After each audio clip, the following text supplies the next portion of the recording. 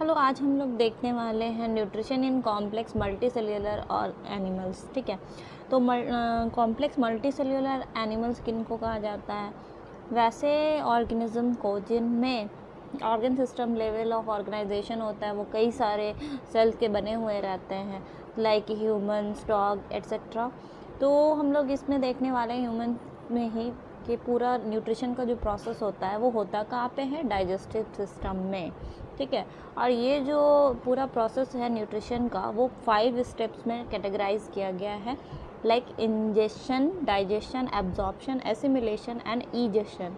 Ingestion इस process को कहा जाता है जब हम लोग क्या करते हैं, फूड का इंटेक करते हैं, यानी फूड अपने बॉडी में लेते हैं, खाते हैं अपने माउथ के through, that is ingestion. And next is digestion, जब वही फूड जो हमने लिया है वो क्या होता है, लार्ज इनसॉल्युबल मॉलिक्यूल्स होता है, तो उनको छोटे छोटे पार्ट्स में बंटना ज़रूरी होता है। तो वही लार्ज इनसॉल्युबल मॉलिक्यूल्स का क्या होगा, ब्रेक डाउन शुरू होगा, छोटे छोटे वाटर सॉल्युबल मॉलिक्यूल्स में वो डिवाइड होंगे कुछ एंजाइम्स के थ्रू, डैट और इस प्रोसेस को हम लोग क्या कहेंगे, डाइजेशन।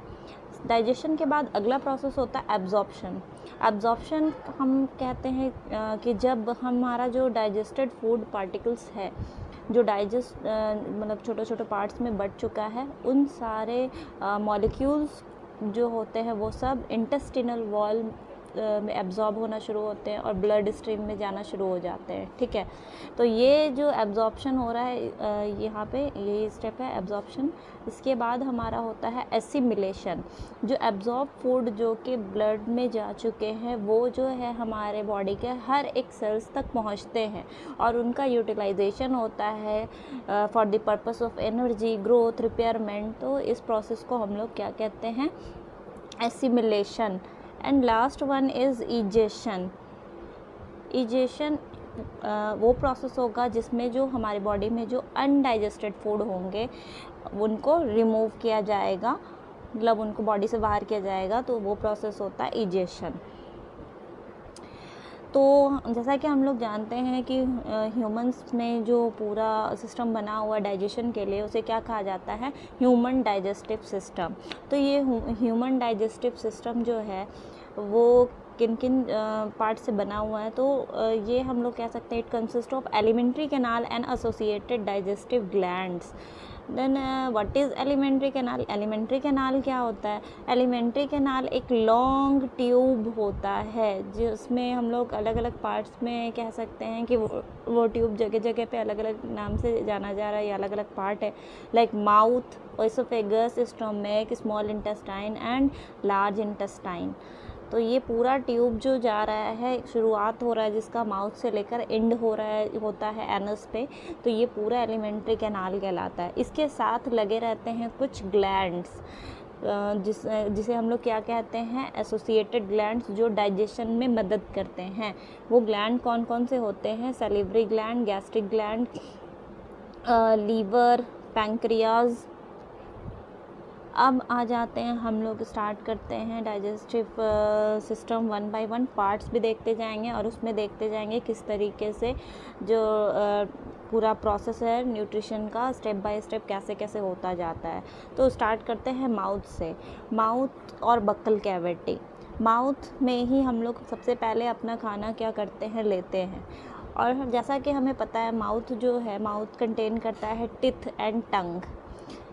तो teeth and tongue and salivary glands, ये सब जो है माउथ में प्रेजेंट होते हैं। और टंग के ऊपर होता है गस्टैटरी रिसेप्टर्स, ठीक है, जिसे टेस्ट बड कहते हैं, टेस्ट, जिससे हमें हर खाने का टेस्ट का पता चलता है। इसके अलावा टंग किस में मदद करता है? टंग जो है सलाइवा, जो कि सैलिवरी ग्लैंड से निकलता है, उस सलाइवा से मिक्स करता है फूड को। And next one is teeth. Teeth का काम क्या होता है कि फूड को सबसे पहले तो क्या करना, छोटे छोटे टुकड़ों में बांटना, ठीक है, ताकि वो आसानी से स्वलो हो सके, हम लोग उससे घोट सकें, ठीक है, आसानी हो जाए। अब हम लोग जानते हैं कि टिथ भी जो है हमारे जो टीथ होते हैं वो 4 तरीके के होते हैं। एक होता है इंसीजर, दूसरा होता है कैनाइन, तीसरा होता है प्री मोलर्स एंड चौथा होता है मोलर्स। और यहाँ पे आपने डायग्राम में दिख रहा होगा, इंसीजर जो आगे वाले टीथ होंगे वो करते क्या हैं, हेल्प करते हैं कटिंग में, फूड को काटने में मदद करते हैं। कैनाइन्स जो होता है अगर टीयर करना होता है फूड को, लाइक फाड़ना होगा, तो हम कैनाइन का यूज़ करते हैं। फर्दर प्री मोलर्स का काम होता है कि चबाना, फूड को ग्राइंड करना, और उससे भी ज़्यादा फाइन ग्राइंडिंग करता है मोलर्स। तो टिथ को एक तरीके से हम लोग कह सकते हैं कि टिथ जो है फिज़िकल डाइजेशन ऑफ फूड करवाता है।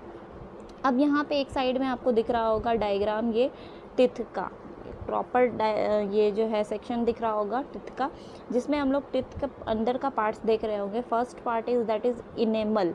इनेमल जो होता है सबसे ऊपर लेयर होता है टिथ का, जो कि सबसे हार्ड होता है, बोन से भी हार्ड होता है ये पार्ट। इसके जस्ट नीचे होता है डेंटाइन। डेंटाइन जो होता है वो लगभग बोन जितना हार्ड होता है। फिर उसके बाद हमको दिख रहा होगा पल्प चैम्बर, या फिर जिसे पल्प कैविटी भी कहा जाता है, जिसमें क्या होते हैं, नर्व्स और ब्लड वेसल्स प्रेजेंट होते हैं। ठीक है, ये कुछ जो है पार्ट्स आपको दिख रहा होगा पूरा। अब हम लोग इसमें एक जो टॉपिक बनता है डेंटल कैरीज। डेंटल कैरीज क्या होता है कि जब जो है छोटे छोटे होल्स टीथ में बनना शुरू हो जाते हैं, कैविटीज़, ठीक है, कुछ बैक्टीरिया के एक्शन से जब हम लोग कोई खाना खाते हैं और हमारे माउथ में रह जाता है वो हमारे दांतों पर चिपक कर, तो उस पर बैक्टीरिया भी लगे होते हैं, और फिर वहाँ पे बैक्टीरिया उस फूड पे एक्ट करता है और उससे मतलब कि वहाँ पे प्रोड्यूस करता है एसिड कुछ, ठीक है, जो कि जिसकी वजह से वो जो एसिड्स प्रोड्यूस हो जाते हैं वो दांतों में कैविटीज़ ले आते हैं, यानी कि ये धीरे धीरे ये जो लेयर है इनेमल्स का, डेंटाइन का, वो कम होता चला जाता है और अल्टीमेटली एक्सपोज हो जाता है क्या, पल्प कैविटी। और जब पल्प कैविटी एक्सपोज होता है तो तब हम लोग को कुछ खाने पीने में क्या होती है, सेंसिटिविटी क्रिएट होती है। तो यही यहाँ पे बताया जा रहा है कि डेंटल कैरीज क्या है, that is dental the formation of small cavities, holes, छोटे छोटे होल्स टीथ में due to action of acid forming bacteria and improper dental care की वजह से ये हमारे दांतों में हो जाते हैं डेंटल कैरीज। नेक्स्ट आ जाते हैं हम लोग सैलिवरी ग्लैंड पे। सैलिवरी ग्लैंड हमारा कहाँ होता है, माउथ में ही होता है। माउथ में ये करता क्या है, तो सलाइवा सिक्रेट करता है। सलाइवा हमें पता होगा कि फूड को स्लिपरी, चिपचिपा बनाता है ताकि हम उसको आसानी से क्या कर सकें, घोंट सकें, स्वलो कर सकें। सलाइवा के पास भी कुछ एंजाइम होता है जिसे हम लोग क्या कहते हैं, कौन सा enzyme, salivary amylase. Salivary amylase या फिर टाइलिन भी कहते हैं। अब इसका काम क्या है, ये जो फूड हमने अभी अभी खाया है उसमें जो स्टार्च प्रेजेंट है उसको कन्वर्ट करवाता है सुक्रोज में या फिर माल्टोज में, ठीक है। तो यहाँ पे स्टार्च का डाइजेशन हो जाता है कहाँ पे, हमारे माउथ में ही, सैलिवरी एमाइलेज के द्वारा। फिर अब जो हमने जो स्वॉलो किया होता है फूड, वो फेरिंग्स के थ्रू होते हुए ओसोफेगस में चले जाते हैं। ओसोफेगस जो है माउथ से खाने को कहाँ तक पहुँचाता है, स्टोमक तक, जो कि इस डायग्राम में दिख रहा होगा। ये यहाँ से हमारा जो है ओसोफेगस शुरू हो रहा है, कहाँ तक जा रहा है, स्टमक तक। अब क्या होगा और एक और वर्ड आता है कि ओसोफेगस जो है खाने को स्टमक तक ले तो जा रहा है, लेकिन किस मूवमेंट के द्वारा, मूवमेंट का नाम होता है peristaltic movement. Peristaltic movement actually में क्या होता है, रिदमिक कॉन्ट्रैक्शन एंड रिलैक्सेशन होना मसल्स में, किसके, ओसोफेगस के, वही जो कि पुश करेगा फूड को फॉरवर्ड। डैट इज़ इस तरीके का हम लोग कह सकते हैं, इस तरीके से, ठीक है, कि ये दोनों तरफ से ऐसे रिलैक्सेशन कॉन्ट्रैक्शन, रिलैक्सेशन कॉन्ट्रैक्शन होगा और फूड जो है आगे की तरफ जाता जाएगा। तो यही क्या कहलाता है, पेरिस्टाल्टिक मूवमेंट, ठीक है। तो हम लोग इन शॉर्ट कह सकते हैं पेरिस्टाल्टिक मूवमेंट को the process of rhythmic contraction and relaxation of muscles of oesophagus, ठीक है। इसके बाद आता है नेक्स्ट हमारा ओसोफेगस से फिर अब खाना कहाँ चला गया, स्टोमक में, ठीक है। स्टोमक कैसा होता है, दिखने में जे शेप्ड स्ट्रक्चर होता है, जो कि यहाँ पर डायग्राम में अभी आपको दिख रहा होगा। ये स्टमक जस्ट लाइक जे शेप्ड स्ट्रक्चर होता है, जो कि हमारा ओपन किधर से हुआ, ओसेफेगस की तरफ से यहाँ पे, और फिर ये जो है ये लास्ट में फिर से ओपन होगा इधर किधर, स्मॉल इंटेस्टाइन के ड्यूडेनम के पार्ट से। ठीक है, तो पहले अब हम लोग स्टोमक के बारे में थोड़ा जानकारी ले लेते हैं। स्टोमक जो है जे शेप्ड स्ट्रक्चर है, हाईली मस्कुलर वॉल होते हैं जो कि चर्निंग ऑफ द फूड करते हैं, यानी कि चर्न करने का काम कर रहे हैं फूड को। और फिर वहीं पे स्टोमक का जो वॉल है वहाँ पे स्टोमक में भी गैस्ट्रिक ग्लैंड्स होंगे, वो क्या करेंगे, HCl सिक्रीट करेंगे, पेप्सिन एंजाइम पेप्सिन सिक्रीट करेंगे एंड म्यूकस सिक्रीट करेंगे। ठीक है, HCl क्या करता है, HCl का 2 मेन फंक्शन है। ठीक है, बहुत इंपॉर्टेंट है ये।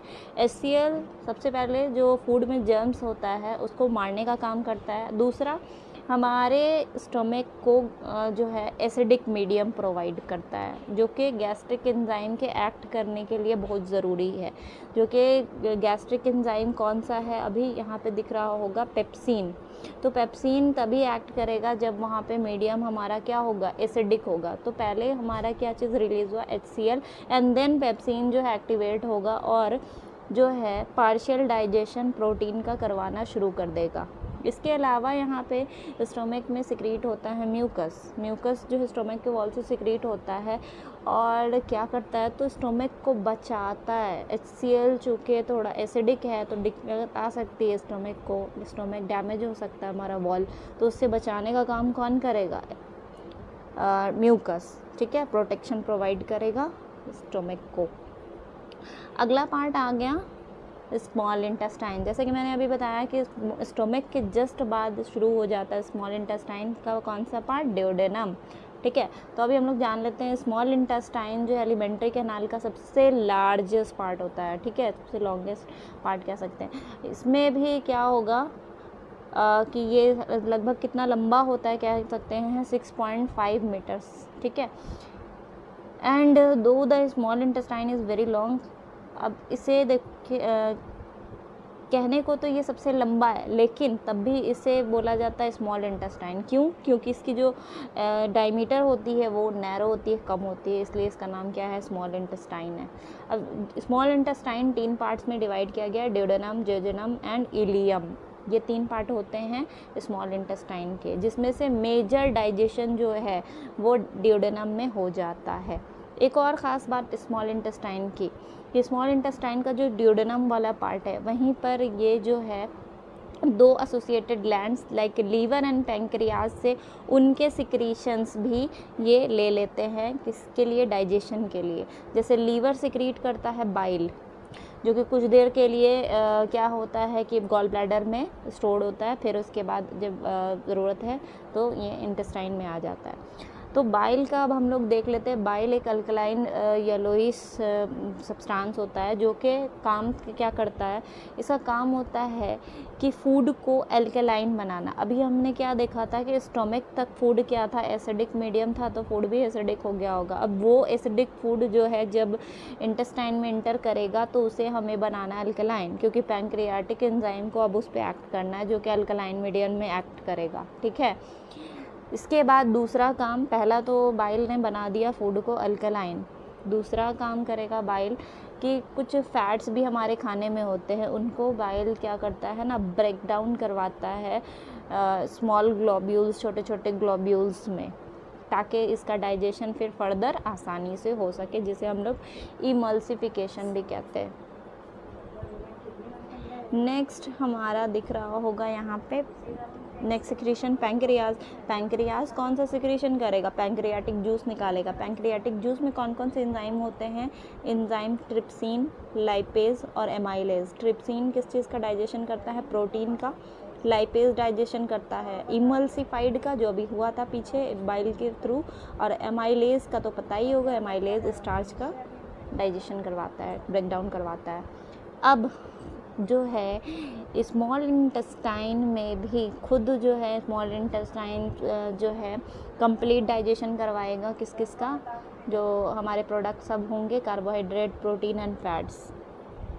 तो स्मॉल इंटेस्टाइन सिक्रीट करता है इंटेस्टिनल एंजाइम किसको कन्वर्ट करने के लिए, कार्बोहाइड्रेट को ग्लूकोज में, फैट को फैटी एसिड एंड ग्लिसरॉल में, और प्रोटीन्स को अमीनो एसिड में, ठीक है। इसके अलावा अब जो हो गया, अब छोटा छोटा सॉल्युबल प्रोडक्ट, हमारा वाटर सॉल्युबल प्रोडक्ट बन चुका है, अब इसे एब्जॉर्ब होना है। एब्जॉर्ब करने के लिए हमें चाहिए लार्ज नंबर ऑफ एरिया। तो ये कहाँ से आएगा, तो स्मॉल इंटेस्टाइन का ही ये पार्ट में इस तरीके से फिंगर लाइक प्रोजेक्शंस होंगे, फिंगर लाइक प्रोजेक्शंस, जिसे क्या कहा जाता है, विलाई, ठीक है। और ये क्या करता है कि सरफेस एरिया बढ़ा देगा ताकि मैक्सिमम अमाउंट ऑफ एब्जॉर्प्शंस हो सके, डाइजेस्टेड फूड का एब्जॉर्प्शन हो जाएगा और फिर आगे सिमुलेशन होगा। और नेक्स्ट जो बच गए होंगे फूड या रफेज जिसे कह लेते हैं, वो चला जाएगा कहाँ पे, लार्ज इंटेस्टाइन में। और फिर वहाँ पे जो भी बचे कुछ वाटर होंगे, वाटर को एब्जॉर्ब कर, बचे कुछ वाटर नहीं, वाटर को मेनली एब्जॉर्प्शन लार्ज इंटेस्टाइन में ही होगा। लार्ज इंटेस्टाइन जो है वाटर को एब्जॉर्ब कर लेगा ज़्यादा से ज़्यादा, और फिर जो अनवांटेड फूड है वो हमारा जो है थोड़ी देर के लिए रेक्टम में स्टोर्ड होता है एंड देन एनएस के थ्रू रिलीज़ हो जाता है। यहाँ पे मैं आपको डायग्राम में दिखा देती हूँ। ये रेक्टम में यहाँ पे जो है स्टोर्ड होगा, फिर एनएस के थ्रू रिलीज़ हो जाता है। पूरा स्टार्टिंग से देख लीजिए, माउथ में गया, माउथ से फिर ओसोफेगस, ओसोफेगस से स्टमक, स्टमक से ड्यूडेनम, ड्यूडेनम से फिर ये स्मॉल इंटेस्टाइन, स्मॉल इंटेस्टाइन से लार्ज इंटेस्टाइन में, और लार्ज इंटेस्टाइन के बाद जो है रफेज हमारा थोड़ी देर के लिए क्या होता है, रेक्टम में स्टोर्ड होगा और डिफिकेशन हो जाता है फूड, अनवांटेड फूड का, डेट इज़ रिलीज़ हो जाएगा। डायग्राम में यहाँ पे एक एक पार्ट भी दिख रहा होगा, कहाँ कहाँ कौन कौन सा है। ये पैरोटिड ग्लैंड है, सलीवरी ग्लैंड का ही एक नाम है। ये फेरिंग्स हो गया, नीचे ओसोफेगस, स्टमक, पैंक्रियाज दिख रहा होगा। स्टमक के जस्ट नीचे पैरेलली लोकेटेड है, और स्टमक के जस्ट अपोजिट में कौन है, लीवर है, लीवर से लगा हुआ है ये गॉल ब्लैडर। और ये एक चीज़ दिख रहा होगा कि यहाँ पे लीवर से निकला हुआ और पैंक्रियाज से निकला हुआ पाइप, ये हेपाटोपैंक्रियाटिक डक्ट, ये चला जाता है, किस में मिलता है, ये ड्यूडेनम से मिलता है यहाँ पे।